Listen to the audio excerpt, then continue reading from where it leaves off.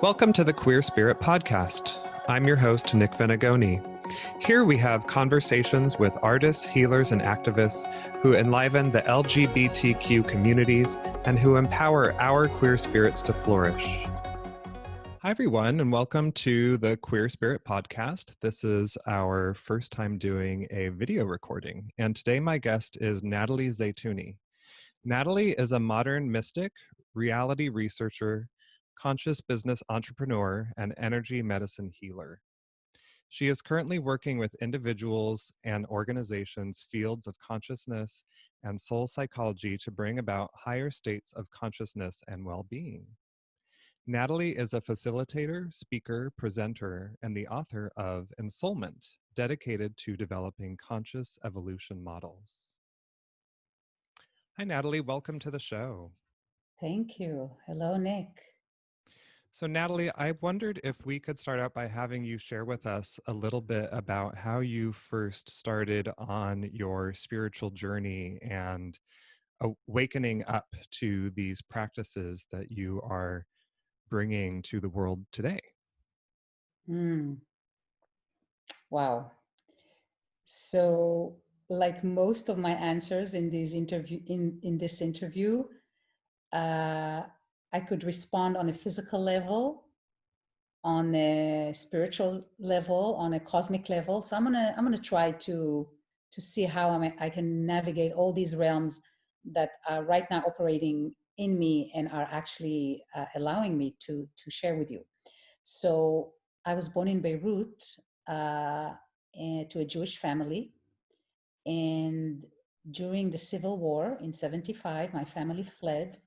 And we had quite a bit of trauma happen there. So we lost my brother, we lost our homes, we moved to Israel, and we started a new life.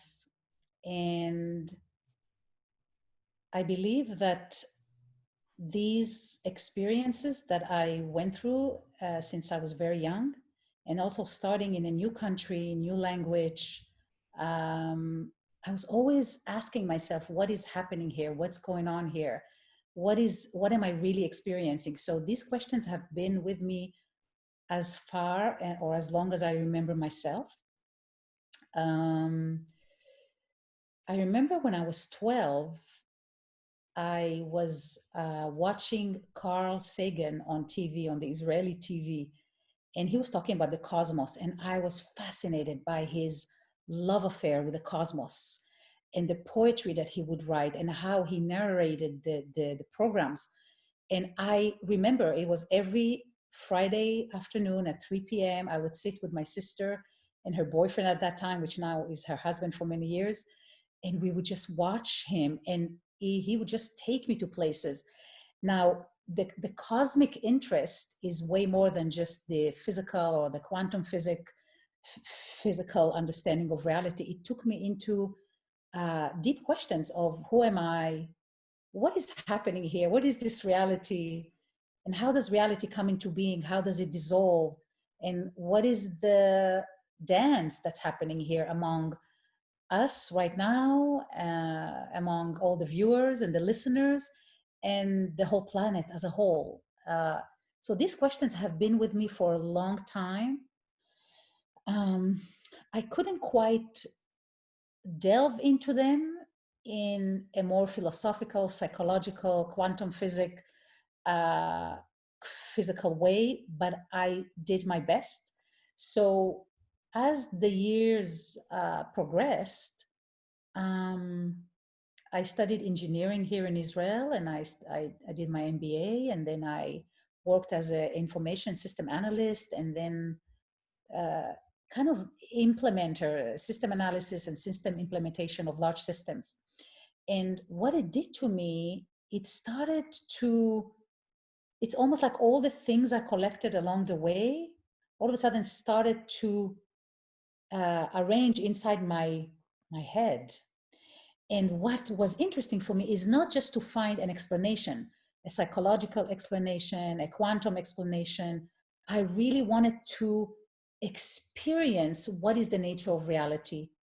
And of course, the nature of reality is very spiritual, even though spiritual is a kind of overused word.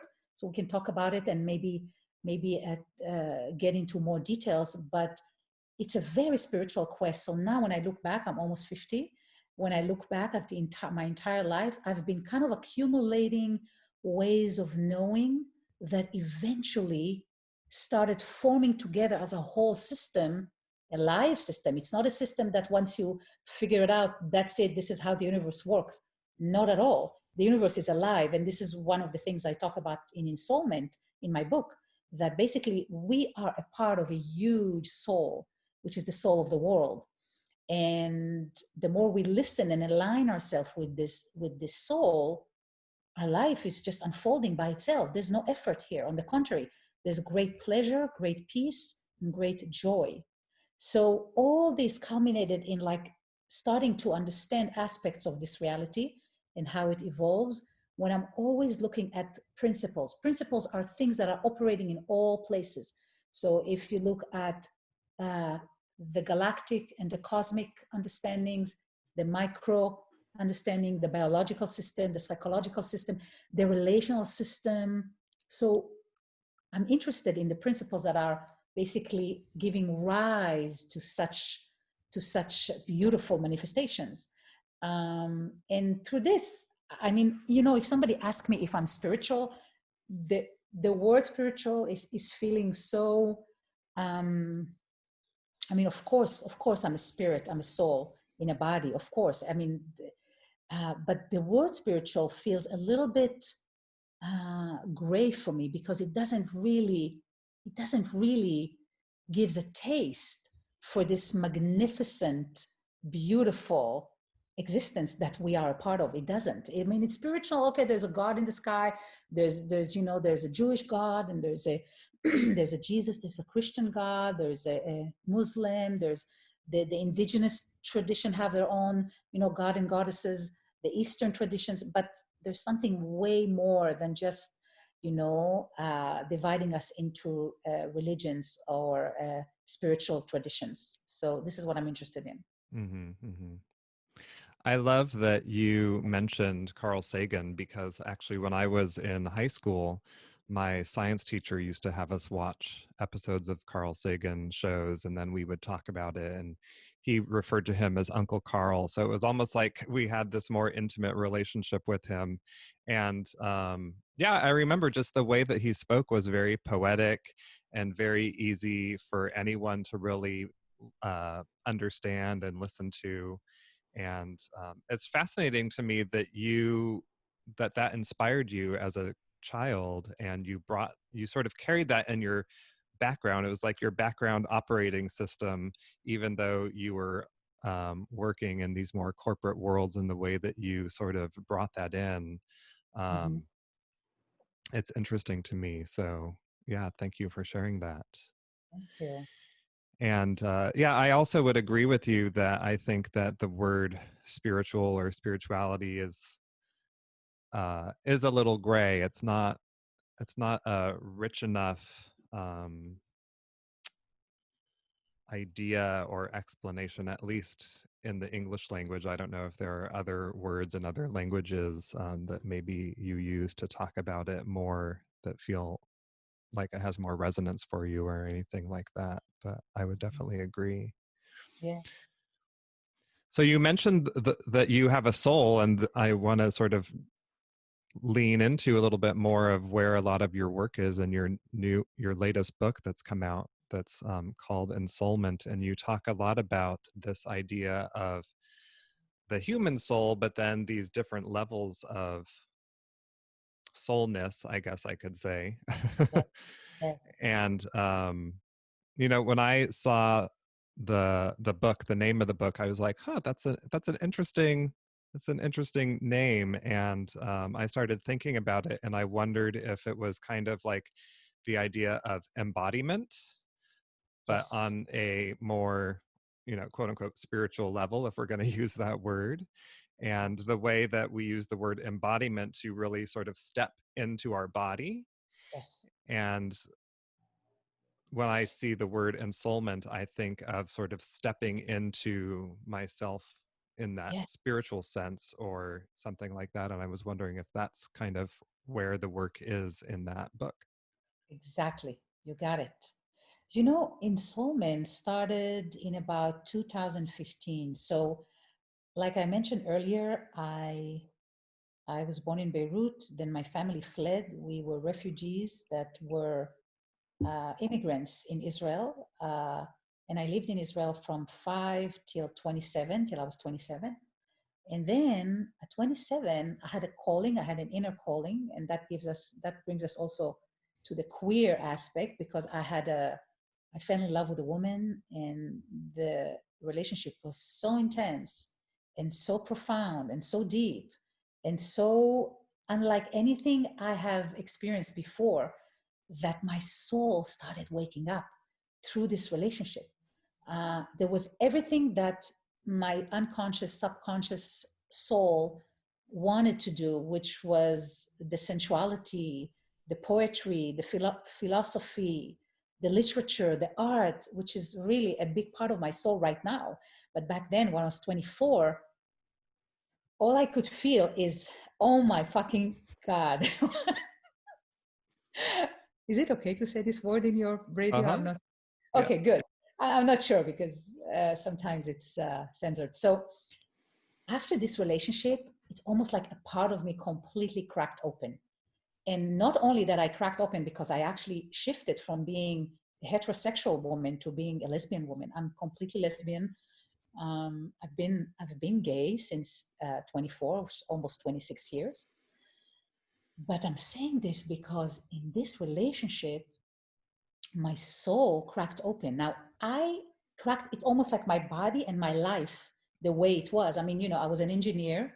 I was working for a high-tech company, and I met this person that completely melted my existing reality. And all of a sudden I was like, whoa, what is that? Now, so it's interesting. We didn't talk about the queer aspect of gayness and so forth, but it's a big part of who I am. I mean, once I tasted the taste of my gayness, queerness, lesbianness, there was no way back, no way back. And for me, that was very profound. Okay. Now, I think now when I'm looking back, it's interesting. As I'm speaking with you, I'm realizing that my soul, my ensoulment process actually started when I came out, because I came closer to my body. I came closer to my pleasure. I came closer to my sensuality, to my creative, artistic, poetic, in the moment self, which till then was not quite present. Because you know how it is, you're just busy, you're just working, you do things, you're not quite living who you truly are now. So there was like a little crack that opened up, that Natalie started to become ensouled. Now I use the word ensoulment as a verb. It's in Hebrew. The name for God, one of the names for God is Jehovah, Yehovah. Yehovah in Hebrew is Haya, Hove, Yihye, meaning past, present, future. So the root of the word is I am becoming. I was, I am going to be. So and this is profound, because the name Jehovah, or the name Yehovah in Hebrew, is I am becoming. It's a continuous process of becoming. So the same way God is becoming, it's actually not the same way, it's identical. The soul is always in a process of ensoulment, which means that the soul is accumulating all the experiences she's had over the lifetimes. She's accumulating all of that, not like a burden, but it's almost like the ground in which the soul is becoming is through all her experiences. And I will talk about it later, because one of the biggest breakthrough in the model of ensoulment is not just a model related to ensoulment, to the soul, the personal soul. It's related to the collective soul and the soul of the world. And one of the most important distinction is that the world is evolving through experiences, through particles of experiences. Now, who's having these particles of experiences? You and I and the listeners and my plants and my home and the ocean. We're always becoming, we're always going through our ensoulment process. And what does it mean to go through ensoulment process? Is to go through experiences. So this is one of the biggest breakthroughs in the model, which now I'm writing Ensoulment 2. I'm developing it further. I'm showing the connection between ensoulment that is based on particles of experiences, and what's the connection between ensoulment and quantum physics and psychology and philosophy and neuroscience, how the brain works. So I'm linking all of that to show the validity of this realization. Now, the validity of these realizations, I mean, I feel them. I have such a conviction because I'm actually living that. And it's most of the materials in the book have been so-called channeled, even though channeling is also a little bit overused word. It just was downloaded to me. My vessel was there to receive it, write it down, and convey it. Okay, so now I'm going to talk about ensoulment a little bit. So can I pause you for a moment? Because I just want to say something that I really liked that you said, which was about how you had this sort of, I guess it was one of the more significant particles of experience that you talk about, of this falling in love with a woman and sort of waking up to that aspect of yourself and really allowing a big burst of growth within your soul, because it's starting to become a theme that I'm noticing with other guests that I've had on the show, that they talk a lot about whatever age they are, whenever they start to wake up to their sexuality or their queerness or whatever that is about who they are truly, that is also when they've really tuned into their own spirituality and the strength within their own spiritual practice. Because it's connected. Spirituality and sexuality are two sides of the same coin. And I'm going to talk about it also. It's a part of ensoulment. That's exactly right. So when people come into their own and truly express their queerness, their transness, their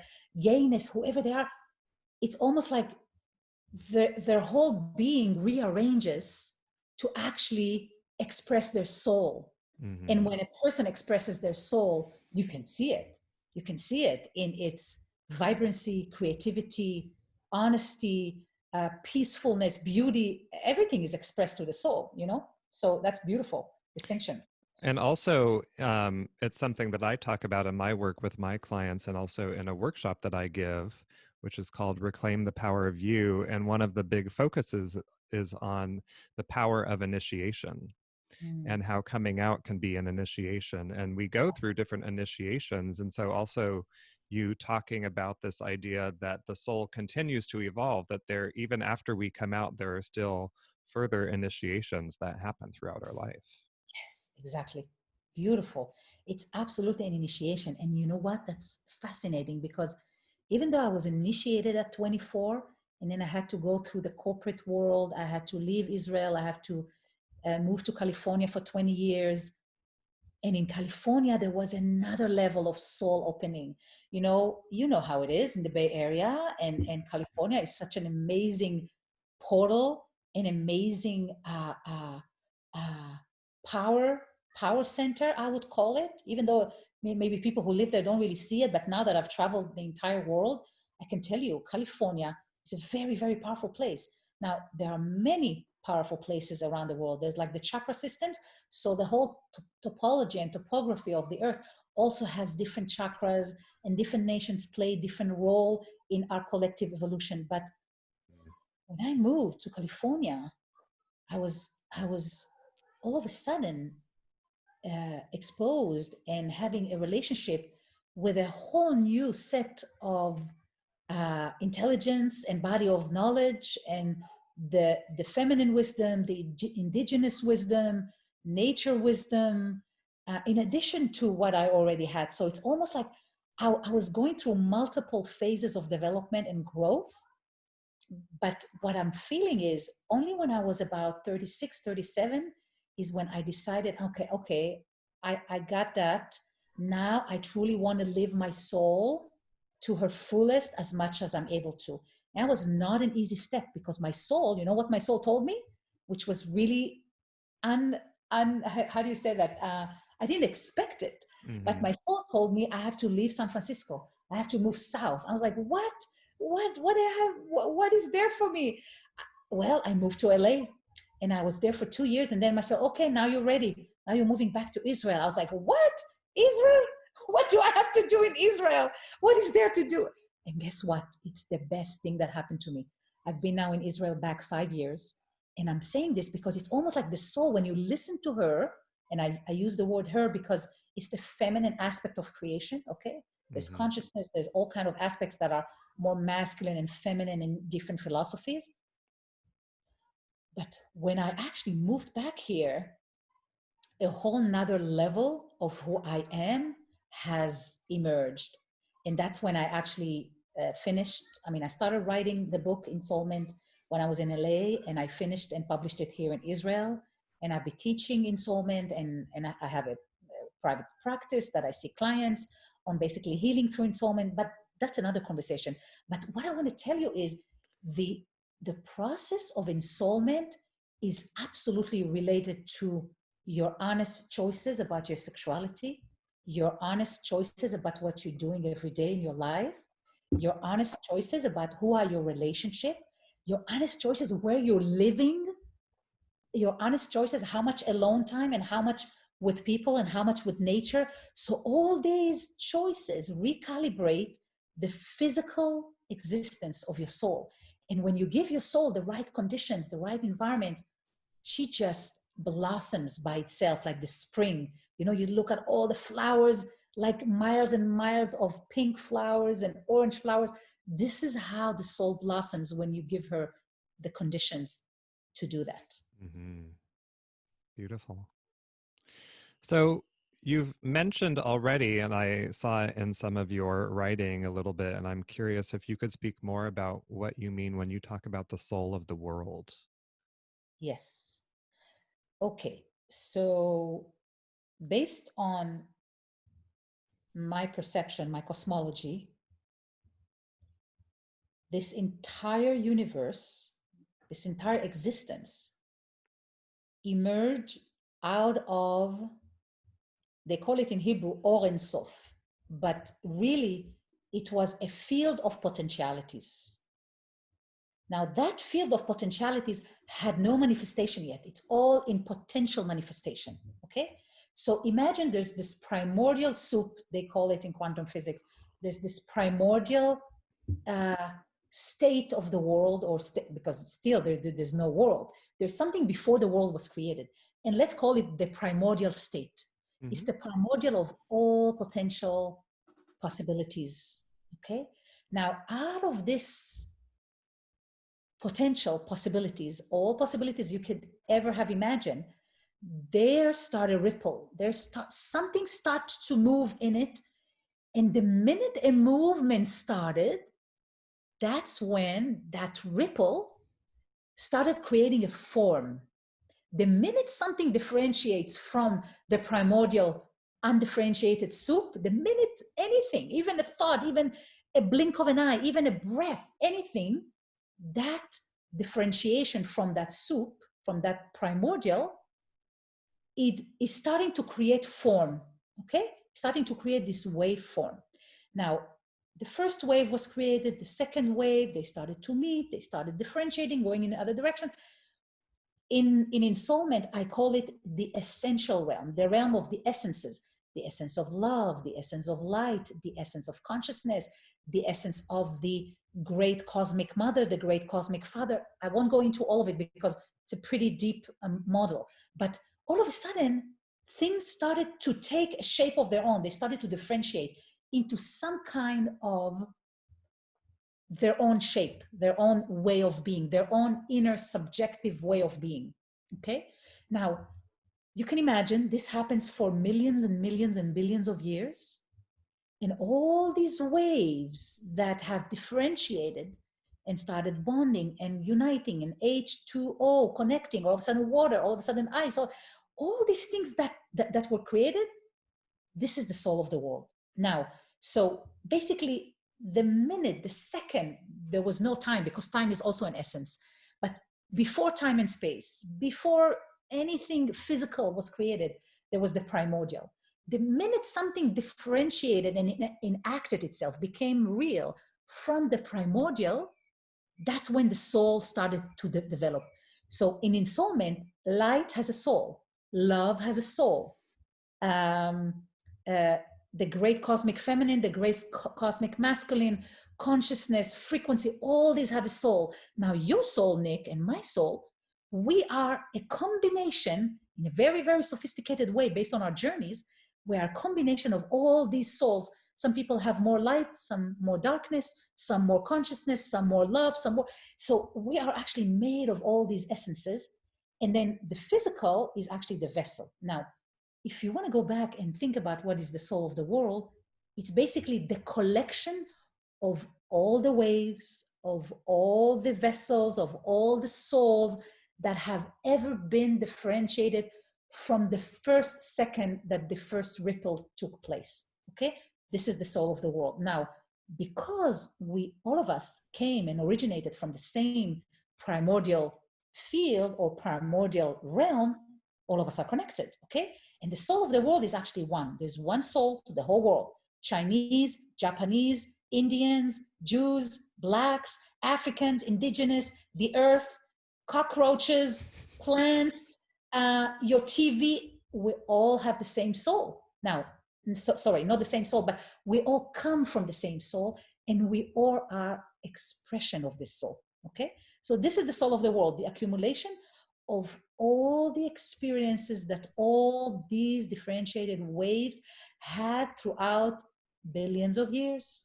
Even billion is not the accurate, because time was also created later. Okay, but this is the soul of the world. Now, the more your soul is aligned with the soul of the world, the more it's aligned. And what does it mean aligned? When there's a coherence, when there's a harmony, when there is the right flow with the soul of the world, that's where your health, abundance, prosperity, joy, and it comes inherent. That's another thing in the model of Ensoulment. This first ripple of the soul of the world that started long time ago was very pleasurable.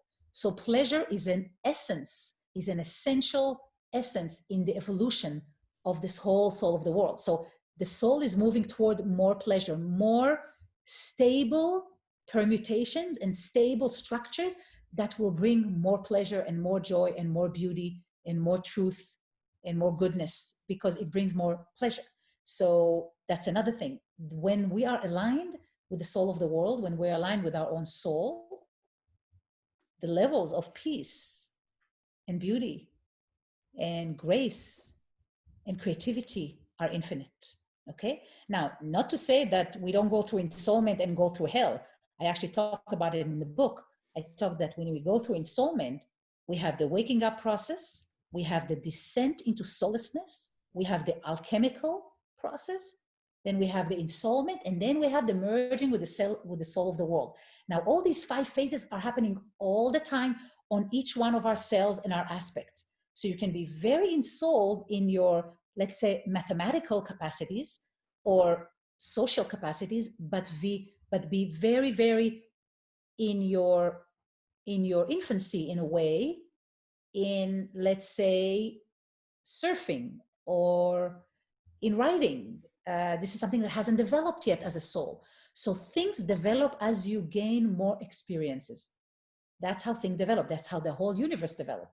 Now, the thing is, what's so amazing about us and the soul of the world is, when I develop a quality, let's say an ability to speak about something, or an ability to write about something or paint, this quality that I just developed is a public domain.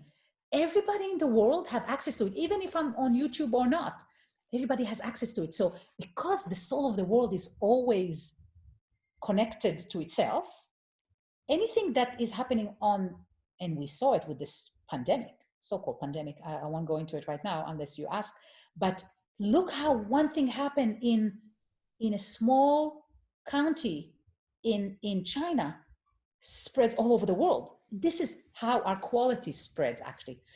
If we talk about it or if we don't, if we lecture about it or if we don't, if we run seminars or not, the minute you vibrate and have a specific intelligence, that intelligence ripples all over the globe And people who are in tune with this specific quality that you developed can learn from it, you know? So it's quite powerful when you start living on a soul level.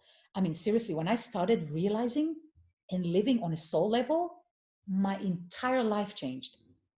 Really, every time I saw myself struggling and being frustrated and being upset and trying, and it's like, hey, what's going on? Are you using your old childhood programs, or you want to be a soul? So there's a choice in the matter on how to conduct yourself toward greater way of expression of your soul. Mm-hmm.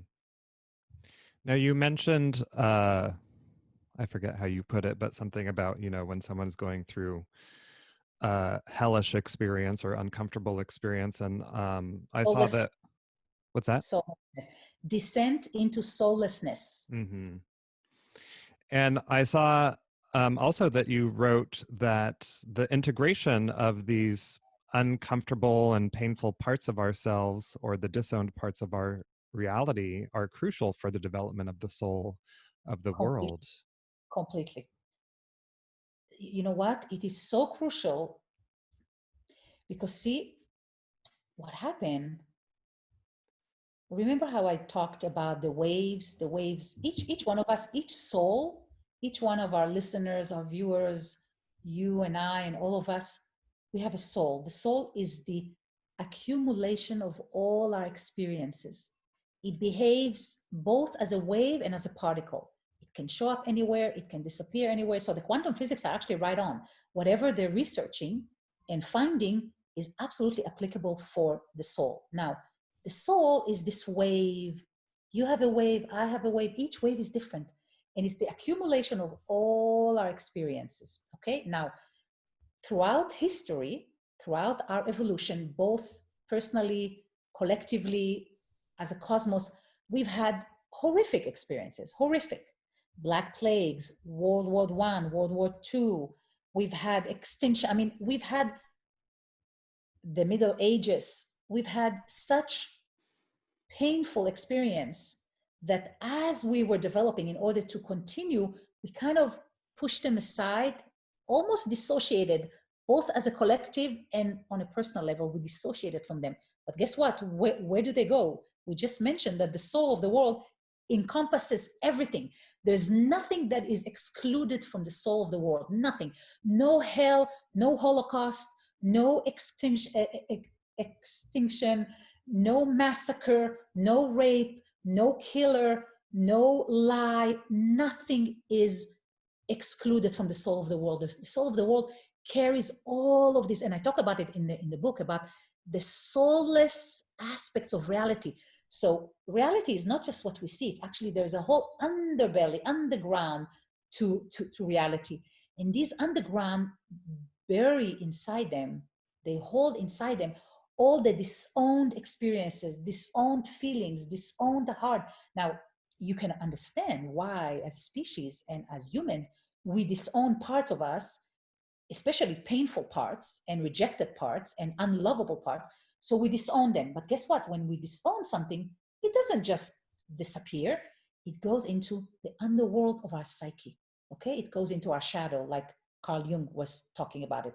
The collective shadow, the personal shadow, the collective unconscious, it goes there. But guess what? It will not stay there. And we just continue. How do you call it when a horse just rides very, very fast forward, glides? I don't know the word. Galloping? Galloping, yeah. Mm-hmm. We as a society, and this is part of what the corona medicine is doing, we as a society were galloping forward, building more highways, more high rises, more technology, more artificial intelligence, more. Whoa, what's going on? So this has to stop. And who is stopping it? Planet Earth is stopping it. The corona is a medicine from planet Earth, okay? Before she wipes us off, we got to get a medicine. And hopefully we'll be able to adjust. Now, I'm talking about soullessness. Soullessness is this active descent into the basement of your psyche. Active descent into the basement of your soul. Because all these disowned experiences have not gone anywhere. They're just Mm-hmm. hidden from our day to day. Now, okay, so you go there now. I talk about it in the book. It was hell to go to these realms. I must tell you, hell. I felt horrific. I felt, and it happened between 2006 and 2012. 6 years I was there. It was horrible. I wanted to die. I wasn't suicidal, but I didn't want to exist. I was sad. I found no taste in anything. I faced my biggest fears. I faced my biggest challenges. I faced my biggest disowned parts. Okay. Now, guess what? You go down. You meet your shadow. You meet all the things, all the places that you disowned yourself, and then you look at it in the eye. The next thing after you look, and if you're still able to breathe, is to actually say, okay, I see you, I hear you. What? Tell me, let it talk to you. And then you start digesting it by interacting with it, and by dancing with your shadow, and by dancing with all these own parts. You start integrating, your body starts to digest this, and it doesn't become like a foreign aspect of who you are. It just becomes a part of you. But in its more, I would say, integrated part, which is the medicine in it. Okay. Mm-hmm. So, yes, every person and every planet and every civilization has a descent into soullessness. When we choose a leader like Donald Trump to lead us, it's a big part of our psyche that was put aside. It's like, oh, no, that's not me. I'm just, and then it's going to lead us into the next phase of our evolution. Mm-hmm. Now, I'm saying this because, like I mentioned earlier, ensoulment happens on many, many levels to many, many aspects of who you are. Let's say you're claiming your sexuality, that's one aspect. You're learning how to write, that's another aspect. You're learning how to paint, how to sing, how to be in relationships. Some people have a phobia, social phobia. So each one of us is learning, is developing qualities to become more of who it can be. All these qualities, when they develop, they go through the soullessness phase. There's no escape from that. Because if you actually are not going into the soulness aspect of the qualities you're developing, the root, which is usually underground, look at all the roots in the planet, they're all underground. The roots are not stable. But the stronger the roots are, the stronger they have a grip in the earth, and they have this kind of the root is going deep down and in all directions.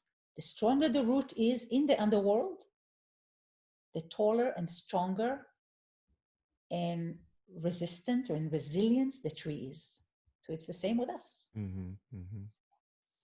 Yeah, and I can definitely see that, as far as the soul of the world is concerned, that there are some aspects, some people, some communities, some pockets that are like wanting to unearth some of the shadow, that we've started to see in culture. And then there's other parts that are sort of at tug of war with each other, right? Yeah. And so I Yeah. can see how these parts are sort of like, it's this organism that is kind of wrestling with itself and Yes. going through these growing pains, and it's like, no, we want to evolve, no, we don't want to evolve. Right.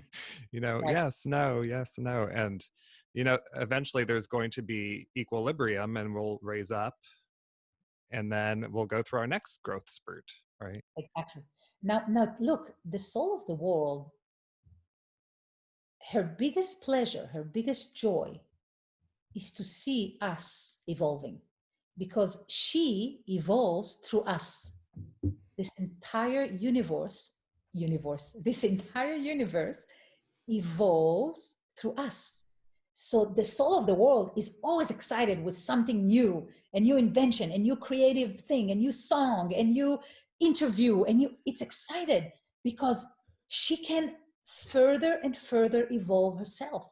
So the soul of the world evolves through us, and we evolve with the soul of the world when we're aligned with her. When we're not Mm-hmm. aligned with the soul of the world, it's a struggle. It's a struggle, but we're still evolving, but it's just a different kind of evolution. And this is why I keep talking about conscious evolution. And this is when in 2006, I coined the term conscious business, and I founded this organization. The vision was, oh my God, Nick, could you imagine what would it be if we harness the power of business to become a conscious business, conscious capitalism? The whole world will change. But it was 2006, 15 years ago almost. And people was like, what? Are you talking about recycling? I'm like, what? I'm like, no, consciousness, blending the wisdom we have around consciousness and around and around business, and bringing them together to make so-called enlightened business. So now quite a bit has been done in this area, and I'm very happy with that. But could you imagine what would it be if we become a species that is consciously evolving, that's actually aware of itself, aware of the planet, aware of all this beautiful dance that's happening here, and choosing consciously? That would be an amazing heaven on earth. But we're not there yet. We're still, like you said, we're still processing our shadow with the election of different people, with the way we're behaving, with what's happening right now with the virus. I mean, we're still processing our shadow. This is part of our shadow. Yeah. I mean, look how much fear it's evoking. I mean, the virus is one thing. Okay, it's horrible. The people who are dying, the people who are struggling. But imagine the level of fear. I believe if we compare the impact of the virus itself on humanity compared to the fear and isolation and seclusion and distancing that happen as a result of that, it's exponentially larger than the actual virus. Yeah. Well, Natalie, I think we could continue to talk about all of this stuff all day long. But as we begin to wind down, I always end with a question that I ask all my guests, which is, can you share with us a person, practice, or experience that has supported your queer spirit to flourish? Oh my God. Okay. First of all, my mommy. My mom, Lucy, she's an amazing woman. When she found out when I was 24 that I'm gay, she told me, Natalie, when you told me you're gay, it was worse news hearing that you won't be marrying and you won't have family and you won't have this, ta, ta, ta, ta. It was worse news than hearing that I lost my son. So we had a brother, I had a brother, and he died. He died when we moved from Beirut to Israel. So this was one of the most devastating news I could have given her. But this woman, I have to tell you, not only loved me and accepted me and encouraged me to be the best and the most that I can, that she said, Natalie, okay, if you want to do that, okay. One day she comes, she said, look, Natalie, I have an idea. Why don't you go marry a man and then have a girlfriend on the side? Jen, just have a family. I said, Mommy, I'm gay. Where would you get that? She's like, well, but you can have them. Anyway, she never stopped. And now she's 87. She never stopped coming with creative ideas. How can I still be this kind of, hetero, conventional lady, but nothing about me is conventional, but never mind. So this woman, my mom, is incredible because at this day and age, she's 87, she learned herself how to use an iPad, how to connect with things, and she never ceased to learn, and she never ceased to love and accept the world as it is. And this for me is one of the most inspiring things. So maybe next time we should interview her, but she would only speak French with you, or Arabic or Hebrew. But yeah, my mom is a big inspiration. Practice, okay, the biggest practice for me is being with nature, like going out to a park, a national park, a park outside your kind of city zone, and just being in nature. Nature has taught me so much. The pace of nature, the way it interacts, all of nature is alive. The littlest ant, the biggest windstorm, the oceans, the clouds, everything is interacting, is alive. Through nature, you can actually see the soul of the world. You can see it alive and interactive and never and always conscious. The soul of the world and nature is always conscious. It's always aware. The bird is aware of the cat is aware of the little thing. I mean, everything is alive. And for me, that's one of the biggest inspiration after my mom, nature. Thank you. Yeah. Well, thank you, Natalie, for being here. Can you share with our listeners and viewers how they can find you? Yes. So you can go to nataliezeituny.com, NATALIEZEITUNY, nataliezeituny.com. You have there my California number, my Israeli number, my email, Facebook. I do teach. I've been teaching. This year is a little bit, I'm kind of seeing how things are going, but I'm teaching, I'm seeing clients for private practice, and just creating magic wherever I can. And they can find the book also on your website? Yes, Ensoulment is on the website, also on Amazon.